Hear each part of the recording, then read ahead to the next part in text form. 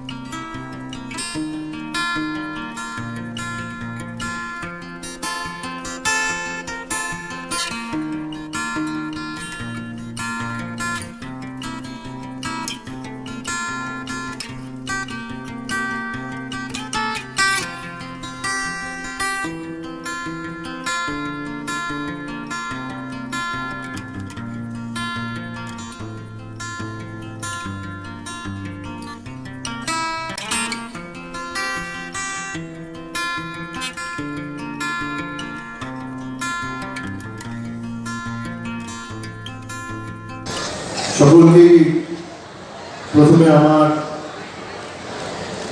ধন্যবাদ, কৃতজ্ঞতা, প্রণাম। আজকে ছুটির দিনেও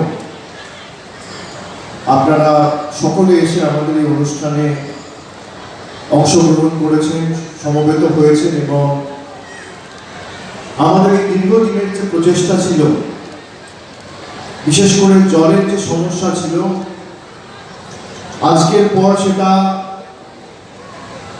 শুধুমাত্র সাময়িক প্রতিকার নয়, আমরা চিরস্থায়ী প্রতিকার করতে পেরেছি। এটা আমাদের কাছে অত্যন্ত গর্বের এবং যেই লক্ষ্যে, যে কারণে